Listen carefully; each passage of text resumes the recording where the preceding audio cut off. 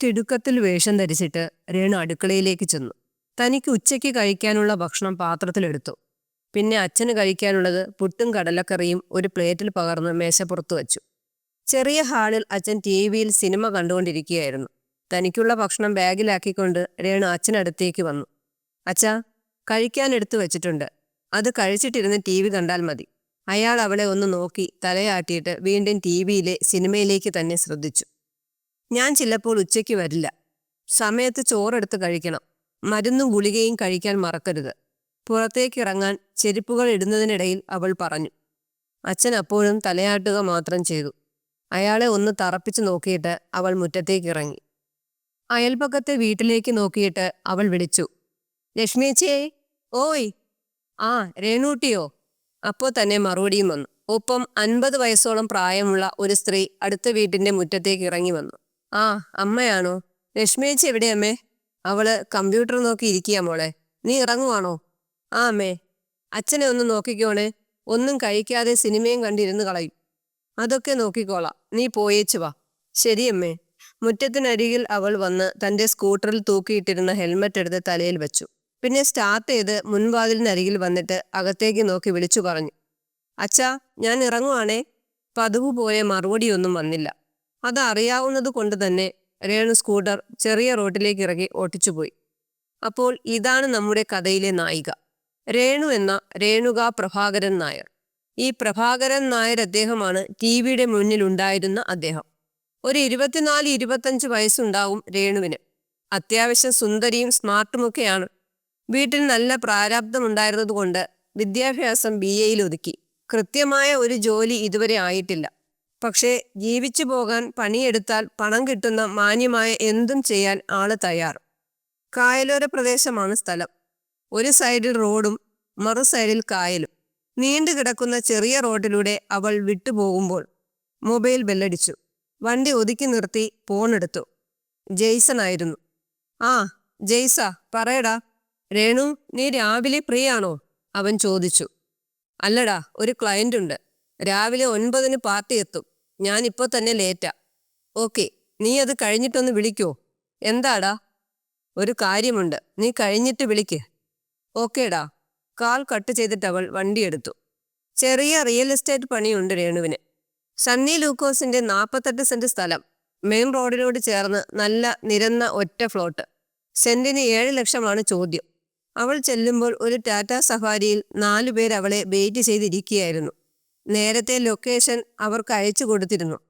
Sorry, ഞാൻ ഇത്തിരി ലേറ്റായിപ്പോയി. Scooter ഒതുക്കി വച്ചിട്ട് അവൾ അവർക്കരികിലേക്ക് ചെന്നു. 50-നോടടുത്ത് പ്രായമുള്ള 4 പേർ. പൈസക്കാരുടെ മട്ടും ജാടയും ഒക്കെ ഉണ്ട്. കൂട്ടത്തിൽ ഒരു കഷണ്ടി കറുത്ത കൂളിംഗ് ഗ്ലാസ് ഒക്കെ വച്ച് വലിയ പോസ് കൊടുത്തു നിൽക്കുന്നു. അയാളാണ് മെയിനെന്ന് അവൾക്ക് തോന്നി. സാറിന് സ്ഥലം ഇഷ്ടപ്പെട്ടോ? അവൾ ചോദിച്ചു. ഇതിപ്പോ എത്ര ചോദ്യം? 7 പാർട്ടി പറയുന്നത്. സാറിന് ഓക്കെ ആണെങ്കിൽ നമുക്ക് സംസാരിക്കാം. ഇതെല്ലാം കൂടി എത്രയുണ്ട്? കഷണ്ടിയുടെ അരികിൽ നിന്നിരുന്നവൻ ചോദിച്ചു. 48, അവൾ പറഞ്ഞു. മൊത്തത്തിൽ കൊടുക്കോ? അവളെ ഒന്ന് ഒഴിഞ്ഞു നോക്കിയിട്ട് അയാൾ ചോദിച്ചു. ആ ചോദ്യം ഇത്തിരി വശപ്പിശകല്ലേ എന്ന് അവൾക്ക് തോന്നി. എങ്കിലും അത് പുറത്ത് കാണിക്കാതെ അവൾ പറഞ്ഞു. സാറ് 5 സെന്റല്ലേ നോക്കുന്നത്? ഞങ്ങൾ മൊത്തത്തിൽ കിട്ടിയാലും എടുക്കും, അല്ലേടോ? കഷണ്ടി ഒരു വഷളൻ ചിരി ചിരിച്ചു. കൂടെ ഉള്ളവന്മാരും അത് ആസ്വദിച്ച് ചിരിക്കാൻ തുടങ്ങി. ഓ, അങ്ങനെയാണേൽ നമുക്ക് ശരിയാക്കാം.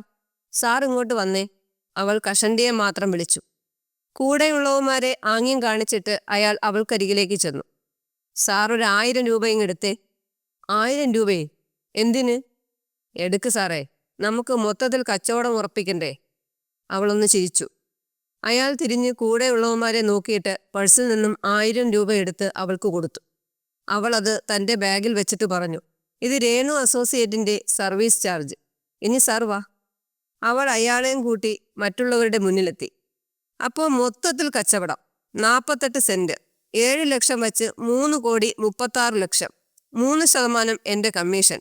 ഓക്കെ ആണെങ്കിൽ ഇപ്പോൾ വിളിക്കാം സണ്ണി ലൂക്കോ സാറിനെ. അവൾ ഫോൺ കയ്യിലെടുത്തു. തടിയന്മാർ പരസ്പരം നോക്കി. അതല്ല, സാറിന് 5 സെന്റ് മതിയെങ്കിലും ഓക്കെ ആക്കാം. സണ്ണി ലൂക്കോ സാറിനെ വിളിക്കാം. ഇപ്പൊ വരൂ. ഞങ്ങൾക്കൊന്ന് ആലോചിക്കണം. കഷണ്ടിയുടെ സ്വരം കടുത്തു. ആയിക്കോട്ടെ, എന്നെ വിളിച്ച് പറഞ്ഞാ മതി. അവർ അനിഷ്ടത്തോടെ ചെന്ന് വണ്ടിയിൽ കയറി. അപ്പോ വിളിക്കുമല്ലോ അല്ലേ? അവൾ ചിരിച്ചുകൊണ്ട് കഷണ്ടിയോട് ചോദിച്ചു. അയാൾ മറുപടി ഒന്നും പറഞ്ഞില്ല. വണ്ടിയെടുത്ത് അവർ കടന്നുപോയി. മൊത്തത്തിൽ വാങ്ങാൻ നടക്കുന്നു. രാവിലെ ഓരോരുത്തന്മാര് വേഷം കെട്ടുമായി ഇറങ്ങിക്കോളും. അവൾ ചെന്ന് സ്കൂട്ടറിൽ കയറി. ഇതാണ് രേണുവിൻ്റെ ഒരു രീതി. ചൊറിയാൻ വരുന്നവന്മാരെ അവൾ കൃത്യമായി കൈകാര്യം ചെയ്യും. അതറിയാവുന്നതുകൊണ്ട് പരിചയമുള്ളവരാരും അവളോട് മുട്ടാൻ നിൽക്കില്ല. ഇനി രേണുവിൻ്റെ യാത്ര തൻ്റെ ഒരു പാർട്ട് ടൈം ജോലിസ്ഥലത്തേക്കാണ്. അൽസിബ ഡിസൈൻസ്. അവളുടെ പ്രിയപ്പെട്ട അൽസിബ താത്തയുടെ ഡിസൈനിങ് ഗാർമെൻറ്റ്സ് ആണ്. ഒരു ചെറിയ സ്വയം തൊഴിൽ സംരംഭം. 4-5 പെൺകുട്ടികൾ ജോലി ചെയ്യുന്ന സ്ഥാപനം. സ്ത്രീകളുടെ കല്യാണ ഡ്രസ്സുകളുടെ ഡിസൈനിങ്ങും സ്റ്റിച്ചിങ്ങുമൊക്കെയാണ് അവിടെ. അവിടുത്തെ മെയിൻ ഡിസൈനറാണ് രേണു.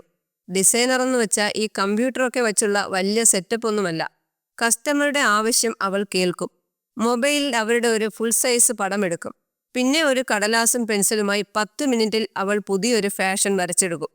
അത് തുണിയിൽ കട്ട് ചെയ്ത് തയ്ച്ചെടുക്കുന്ന പണിയെ പിന്നെ അൽസിബയ്ക്കുള്ളൂ. ശമ്പളമെന്ന കണക്കല്ല രേണുവിന് അവിടെ നിന്നും കിട്ടുന്നത്. അവളുടെ എല്ലാ പ്രാരാബ്ദങ്ങളിലും നല്ലൊരു കൈത്താങ് തന്നെയാണ് അൽസിബ. രേണു ചെല്ലുമ്പോൾ അൽസിബ കസ്റ്റമറോട് സംസാരിച്ചു കൊണ്ട് നിൽക്കുകയായിരുന്നു. അവൾ കല്യാണ പെണ്ണിനെ രേണുവിന് പരിചയപ്പെടുത്തി കൊടുത്തു. അവൾ കുട്ടിയുടെ ആവശ്യങ്ങൾ ചോദിച്ചെഴുതിയെടുത്തു. ഫോട്ടോയും എടുത്തു. അവർ പോയി കഴിഞ്ഞപ്പോൾ അൽസിബ അടുത്തു വന്നു. എന്തായടി, നിന്റെ സ്ഥല കച്ചവടം നടന്നോ? നടക്കും. പക്ഷേ മൊത്തത്തിൽ കൊടുത്താലേ അവന്മാർ എടുക്കൂന്ന് അവൾ പറഞ്ഞു. ആഹാ, എന്നാ പിന്നെ മൊത്തത്തിൽ കൊടുക്കടി, നല്ല കമ്മീഷൻ കിട്ടൂലേ? കിട്ടും. പക്ഷേ മൊത്തത്തിൽ അവന്മാർക്ക് വേണ്ടത് സ്ഥലമല്ല. പിന്നെ?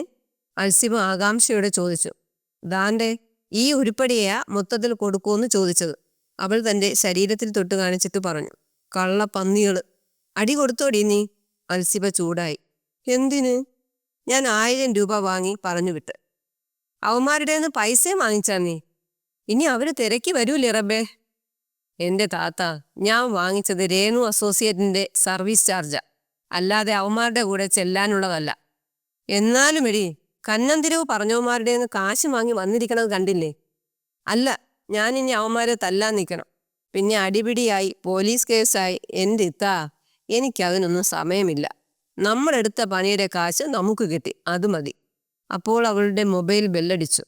ജെയ്സൺ. അവൾ എടുത്തു. അടാ പറയ്, നീ ഫ്രീ ആയാ? വിളിക്കാന്ന് പറഞ്ഞിട്ട്? ഞാൻ ഫ്രീ ഒന്നും ആയില്ല. ഇവിടെ ഇത്താത്തൻ്റെ ഷോപ്പിലാ, വർക്കുണ്ട്. നീ ഒന്ന് ഇറങ്ങി, എനിക്കിപ്പം നിന്നെ മീറ്റ് ചെയ്യണം. എടാ, വർക്കുണ്ടെന്ന്. ഇത്ത എവിടെ ഉണ്ടോ? അവൻ ചോദിച്ചു. ദാ അടുത്ത് ഒട്ടി വന്ന് നിൽപ്പുണ്ട്, നീ പറയണത് കേൾക്കാൻ. അവൾ പറഞ്ഞു. അയ്യോ, ഞാൻ കേൾക്കാൻ വന്നതൊന്നുമല്ല, ഞാൻ പോണ്. അൽസിബ ഒഴിഞ്ഞു മാറാൻ തുടങ്ങി. ഡീ, ഫോണൊന്ന് ഇത്താത്തൻ്റെ കൊടുത്തേ, അവൻ പറഞ്ഞു. രേണു അൽസിബയുടെ കയ്യിൽ പിടിച്ചു നിർത്തി. എന്നിട്ട് ഫോൺ കൊടുത്തു. ഇത്താ, അവളെ ഒന്ന് പുറത്തു വിടോ, ഒരു അരമണിക്കൂർ അത്യാവശ്യം പ്ലീസ്, അവൻ കെഞ്ചി. എടാ ജേസ, ഞാനിത് ഇവളെ പിടിച്ചു വച്ചിട്ടൊന്നുമില്ല. അവൾക്ക് പോണേ പൊയ്ക്കോട്ട്. ഓഹ് താങ്ക്സ് ഇത്താ, ഫോൺ ഒന്ന് അവൾക്ക് കൊടുത്തേ. അൽസിബ ഫോൺ രേണുവിന് നീട്ടി. എടി, നീ ഒന്ന് വേഗം ഇറങ്ങിക്കേ, ഞാനിവിടെ അനീഷേട്ടൻ്റെ റെസ്റ്റോറൻറ്റിലുണ്ട്. ഓ, അവൾ കട്ട് ചെയ്തു. അതെന്താടി അവൻ വിളിച്ചിട്ട് നീ പോകാൻ മടിച്ച്? എന്നെ അതിനിടയിൽ പിടിച്ചിടേം വേണോ? അൽസിബ ചോദിച്ചു. ഇത്താ, അവനെ അല്പം ലൂസാ. ഓരോന്ന് ചിന്തിച്ചു കൂട്ടി സൊല്യൂഷൻ ഉണ്ടാക്കാനാ വിളിക്കുന്നത്. അത് കേട്ടിരുന്നാൽ എൻ്റെ കാര്യങ്ങളൊന്നും നടക്കില്ല. അവൾ ബാഗെടുത്ത് തോളിലിട്ടു.